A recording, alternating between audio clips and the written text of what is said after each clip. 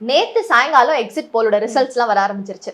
So exit போல் அப்படின்ன உடனே நிறைய பேர் வந்து அவங்கவுங்களுக்கு சார்பா வந்திருக்கே அப்படின்ற மாதிரி எல்லாரும் பேச ஆரம்பிச்சிட்டாங்க.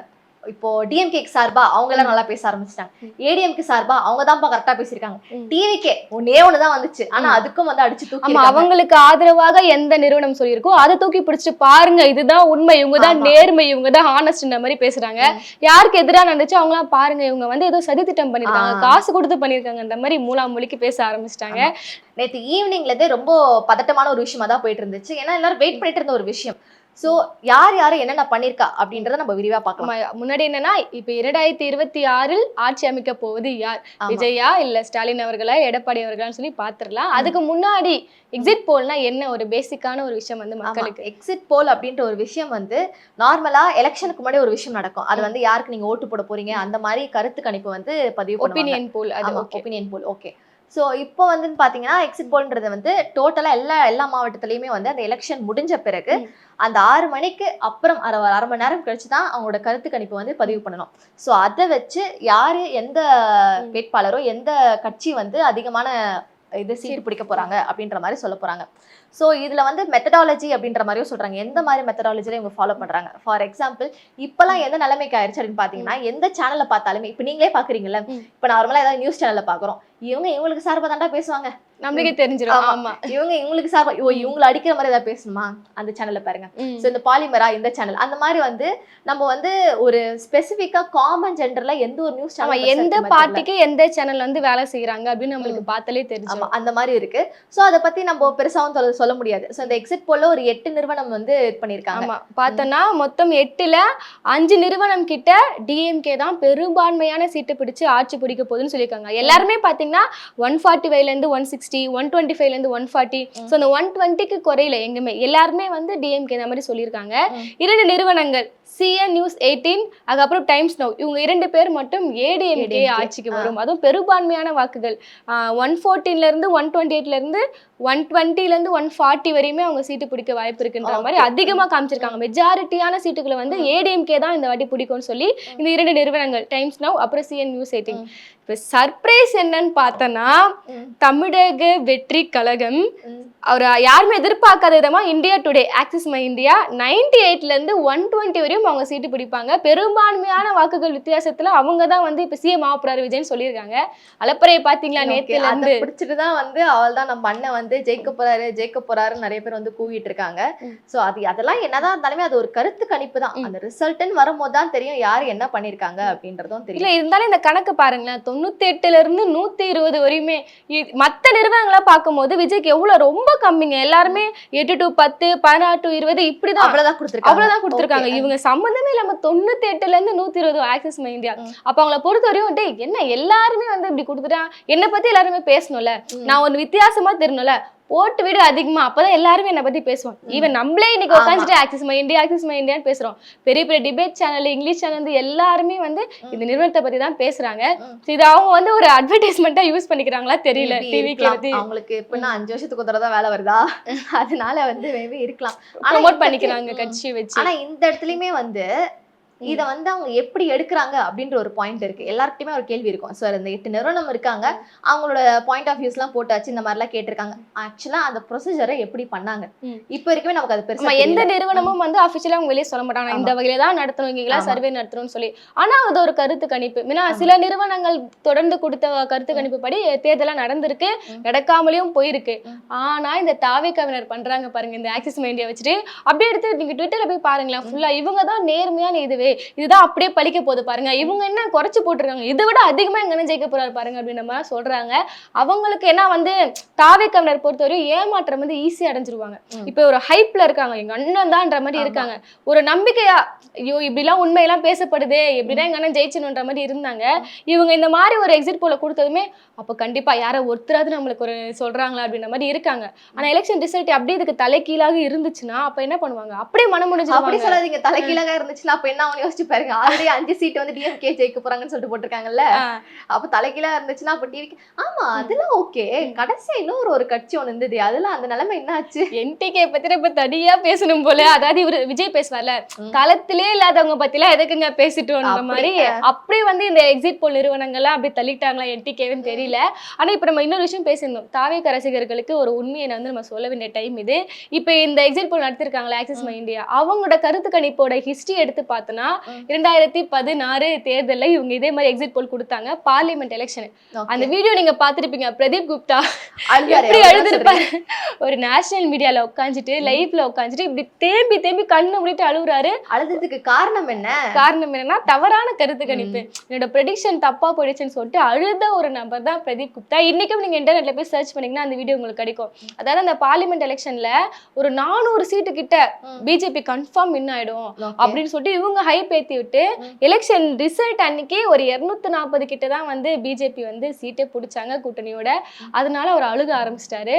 அந்த டைம்ல பாத்தீங்கன்னா பிஜேபி நம்பி எல்லாருமே ஷேர் மார்க்கெட்ல இறங்க ஆரம்பிச்சாங்க. அப்போ கண்டிப்பா இவங்க தான் பிஜேபி வருவாங்க அப்படின்ற மாதிரி.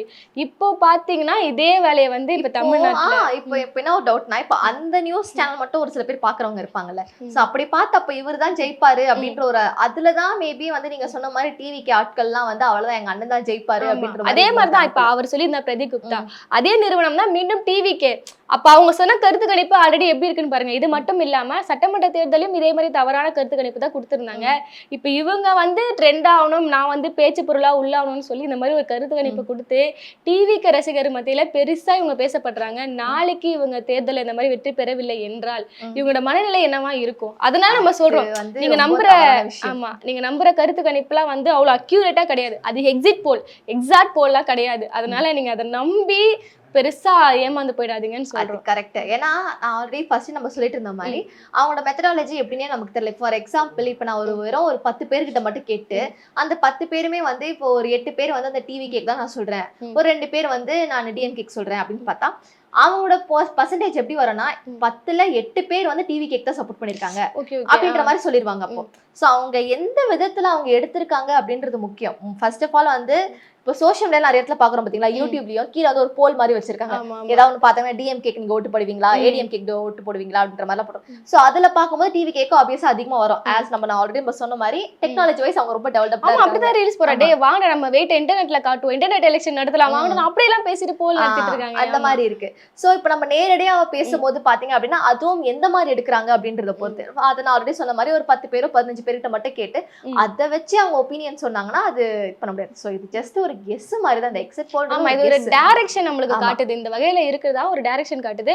ஆனா அதிகமான கட்சியில இப்ப நம்ம ஏடிஎம்கேவோ டிஎம்கே இவங்களை வந்து பெரும்பான்மையா சில இடங்களை காமிச்சிருக்காங்க. இவங்களை வந்து ஒரு 2 நிறுவனங்கள் 3 நிறுவனங்கள் கிட்ட, இவங்களை ஒரு 5 நிறுவனங்கள் கிட்ட டிஎம்கே ஜெயிக்கணும்னு சொல்லியிருக்காங்க. இந்த அளவுக்கு ஆட்டம்ன்றது இந்த மாதிரியான அரசியல் பெரிய பெரிய அரசியல் கட்சிகிட்டே இல்ல. ஆனா தொடர்ந்து தாவேகா மிகப்பெரிய ஒரு ஆட்டத்தை கொடுத்துட்டு வந்திருக்காங்க. எலெக்ஷன் அன்னைக்கே நம்ம பார்த்தோம், நான் இவங்க தான் ஓட்டு போட்டேன், என் ட்ரெஸ் கூட பாரு, நான் ரீல்ஸ் போறேன், எங்க தான் ஓட்டு போட்டுற மாதிரி பண்ணாங்க. அதெல்லாம் பண்ணிருக்காங்க. அதெல்லாம் எதனால? அவர் யாருப்பா அந்த பண்டிட்டு ரதன் பண்டிட் சும்மா இருந்தாங்க, சீண்டி விட்டதே நீங்க தான் அப்படின்ற மாதிரி. அவர் வந்து ஒரு யூடியூப் சேனல்ல வந்து இன்டர்வியூ கொடுத்திருந்திருக்காரு. அவர் இன்டர்வியூ கொடுத்து அது அப்படியே இப்போ அந்த அளவுக்கு ரொம்ப ஒரு பேச்சும் பொருளா ஆயிடுச்சு அப்படின்னு சொல்லலாம். எந்த அளவுக்கு சொல்லிருக்காருன்னா, நம்ம எல்லாருமே ஒரு பர்சன்டேஜ் சொல்றோம், இவ்வளவு பர்சன்டேஜ்ல வின் பண்ணிடுவாங்கப்பா அப்படின்னா நம்ம எந்த அளவுக்கு ஹை பர்சன்டேஜ் சொல்லுவோம் சொல்லுங்களேன்?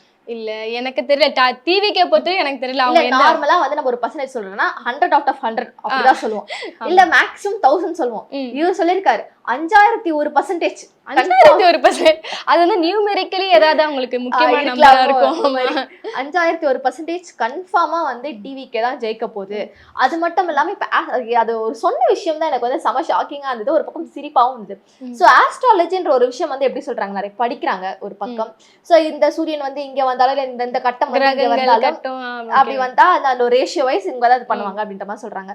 சோ அவர் என்ன சொல்றாரா, தியரிட்டிக்கலா வந்து நான் கன்ஃபார்ம் பண்ணிட்டேன், ஓகே தியரிட்டிக்கலா நான் கன்ஃபார்ம் பண்ணிட்டேன், இது வந்து டிவிக்கே தான் ஜெயிப்பார் அப்படின்னு. நான் பிராக்டிக்கலாவும் பாக்குறேன், என்ன இது இவரே பிரிக்கிறாரே, பிராக்டிகலா நடக்காதுன்றாரா, இவர் என்ன சொல்றாரு? பிராக்டிகலாவும் நான் பாக்குறேன், அந்த அளவுக்கு வந்து உழைக்கிறாங்களா, அந்த மாதிரி அந்த அளவுக்கு வந்து எஃபர்ட் போடுறாங்களா. மற்ற கட்சிகளை சொல்றாரா, உழைக்கிறாங்கன்னு யார் சொல்றாரு?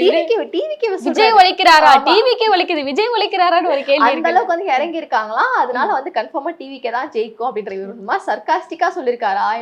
இது மாதிரிலாம் பேசினா உங்க தளபதி விஜய் வேணா நம்புவாரு. ஏன்னா அவருக்கு வேணா இந்த ஜோசியத்து மேல மிகப்பெரிய ஒரு நம்பிக்கை இருக்கு. தமிழக மக்கள் நம்புவாங்களா? இந்த மாதிரி ஜோசியனால ஒரு சில பேர்லாம் இருக்காங்க, ஜோசியம் சாமியார் ஐயோ சாமியார் சொல்லிட்டாரு இந்த வாயில இருந்து ஏதோ வருது அந்த மாதிரிலாம் சொல்லிட்டு சில பேர்லாம் சுத்துவாங்க. சோ அந்த மாதிரி இருக்கும்போது சாமி பக்தி ரொம்ப அதிகம் இருக்குன்றவங்க ரொம்ப நம்புவாங்க. அப்ப நிறைய பேர் ஓகேப்பா. தமிழகத்துல பொறுத்தவரையும் அது மாதிரி மெஜாரிட்டி ஆட்கள் இல்ல. ஜோசியம் போய் என் வேலையை பார்த்து அப்படின்ற மாதிரி கடந்து போயிடுவாங்க. இளைஞர்கள் நம்மளோட ஏஜ் செக்டார், அதுக்கப்புறம் ஒரு சர்டன் ஏஜ் வரைக்குமே வந்து அதெல்லாம் நம்பிக்கை இல்ல. நம்ம பீப்புளை பத்தி பேசுறோம், விஜய் பத்தி பேசல. அவருக்கு வந்து ஜோசியத்துல மிகப்பெரிய நம்பிக்கை. நேத்து வந்து சாய்பாபா கோயில் போனதா இருக்கட்டும், முருகன் கோயிலா இருக்கட்டும், எல்லாமே வந்து ஜோசியத்தை நம்பக்கூடிய ஒரு நபரா இருக்கிறாரு. ஆட்சிக்கு எதுக்கு வரணும்னா எப்படி உழைக்கணும்னு விஜய்க்கு தெரியாது. எனக்கு ஒரு டவுட் ஆக்சுவலா, ஆட்சிக்கு சரி சப்போஸ் அவர் வந்துட்டாருன்னே வச்சுக்கோங்க, வந்து ஆட்சிக்கு வந்த பிறகு இப்ப அந்த சாமியார் வந்து இப்ப நீங்க ஆட்சியில இருந்து ஒரு விலகிக்கணும் அப்படின்ற மாதிரி ஏதாவது ஒண்ணு சொன்னாரு. இங்க பாருங்க விஜய் அவர்களே, நீங்க சிஎம்ஆ இருக்கீங்க, நீங்க இந்த பதவியை வந்து நீங்க துறக்கவில்லை என்றால் உங்கள் உயிருக்கு பெரிய ஆபத்து, அது மாதிரி உங்களுக்கு பெரிய கண்டம் சொன்னா விஜய் செய்வாரு. அந்த அளவுக்கு வந்து அவர் ஜோசியத்தை நம்பக்கூடிய நபரா இருக்கிறாரு. ஆனா நீங்க நம்ம டிவிக்கே பத்தி நிறைய விஷயங்கள் பேசுறோம். என்டிகே நாம் தமிழர் கட்சி பாவங்க, அவங்க என்ன பெரிய தமிழோட படையை உருவாக்கி வச்சிருக்காங்க. நம்ம ஏளனம் செய்யறதுக்கு இல்ல, ஆனா கருத்து கணிப்புல 1-2 சீட்டு கூட கொடுக்க கூட தயாராவே இல்ல நிறுவனங்கள், கண்டுக்கவே இல்லையோ அப்படின்ற ஒரு நிலைமை என்டிகேக்கு போயிட்டு இருக்கு. பாவமான நிலைமைக்கு போயிட்டு இருக்கு. ஏன் அந்த மாதிரி ஒரு விஷயம் வந்துச்சு அப்படின்னே தெரியல. அட்லீஸ்ட் ஒரு ரேஷியோ ஒரு 8-10 ஒரு 20-30 அந்த மாதிரி சான்ஸ் இல்ல. ஏன்னா என்டிகே பொறுத்தவரையும் அவங்களுக்கு ஜெயிக்கிறன்னு அப்படின்ற ஒரு டார்கெட்டே அவங்களுக்கு கிடையாது. ஓட்டை பிரிக்கணும். சீமானை பொறுத்தவரையும் ஓட்டை பிரிக்கிற வேலையை தான் அவர் பண்ணிட்டு இருக்காரு. அவர் ஒரு ஆர்எஸ்எஸ்ல முழுகி பிஜேபியில முழுகி வேலை செஞ்சுட்டு இருக்காரு, முழு சங்கையா மாறிட்டு இருக்காருன்னு சொல்லி எல்லாருக்குமே தெரியும். அந்த வகையில மக்கள் ஒதுக்கிட்டாங்க. இப்ப நீங்க மெஜாரிட்டியா இப்ப கொடுக்கப்பட்ட அந்த கருத்து கணிப்பை வச்சு பார்த்தோம்னா ஃபர்ஸ்ட் டிஎம்கே, அடுத்ததான் ஏடிஎம்கே, அப்புறம் டிவிகே, அடுத்ததா என்டிகே கணக்கிலே சேர்க்கல. இதுலயே தெரியுது மக்கள் வந்து எதை முன்னிலைப்படுத்துறாங்கன்னு பாத்தீங்கன்னா, இங்க பெரியாரை தவிர்த்துட்டோ பெரியாரை எதிர்த்துட்டோ அரசியல் செய்யவே முடியாது. அதனால யாரு திராவிட சிந்தத்தை பேசுறாங்க, அதை எப்படி நடைமுறைப்படுத்துறாங்க, கடைபிடிக்கிறாங்க, தூக்கி பிடிக்கிறாங்களோ அந்த டிஎம்கே முதல்ல வச்சிருக்காங்க. நான் பேச்சுக்காவது நான் வந்து என் பேர்லயாவது நான் பெரியாரை சேர்த்துக்கிறேன்னு சொல்லி ஏடிஎம்கே சில நாட்களா செயல்பட்டு இருந்தாங்க. அதனால அவங்க 2வது இடம். 3வதுல பெரியார் கொள்கையை பேசுறாங்க, ஆனா நடைமுறைப்படுத்தல, அதனால அவங்கள 3வது இடம். நான் பெரியாரை எதிர்ப்புறேன், எனக்கு பெரியாரே வேணாம், நான் பிராமண கடப்பாறையை வச்சு நான் உழைப்பேன் இந்த மாதிரி சொல்லியிருந்தால, அதனால என்டிகேவை கண்டுக்கவே இல்லை மக்கள். இங்க வந்த கருத்து கணிப்பு படி இந்த தமிழக அரசியல் களம் என்றது இங்க திராவிட இயக்கங்களான திமுகக்கும் அதிமுகக்கும் தான். இங்க டிவிக்கேன்றது பெரிய பொருட்டா எடுத்துக்கப்படவில்லை அப்படின்னு. சோ எப்போதும் போல அந்த வேவ் மாதிரி தான் இருக்கு. ஆனா இந்த வருஷம் வந்து இந்த டிவிக்கே வந்து ஒரு பொருளையை கலைப்பட்டுருச்சு அப்படின்ற மாதிரி தான் சொல்லலாம். ஏன்னா காலகாலமா இருந்தது வந்து பாத்தீங்கன்னா ஒரு சில ஆண்டுகளுக்கு முன்னாடி வரைக்குமே ஏடிஎம்கேவா டிஎம்கே அந்த ஒரு ரேஷியோலயே போயிட்டு இருக்கும். பட் இப்போ திடீர்னு வந்து டிவிக்கே விஜயோட இம்பாக்ட் இருக்குன்னா கண்டிப்பா இருக்கு. ஏன்னா கணிசமான ஓட்டுகளை பிரிச்சிருக்கு. நம்ம அதை வந்து அவர் குறைச்சி பேச வேண்டிய தேவை கிடையாது. ஆனா சீட்டை வந்து அதிகமாக பிடிச்சி இவர் வந்து சிஎம் ஆழ்வாரு, மெஜாரிட்டியா இவர் தான் வருவாருன்னு சொல்றது வந்து அது நடக்க சாத்தியமான விஷயம் கிடையாது. தொடர்ந்து பார்க்கலாம் எப்படின்னு.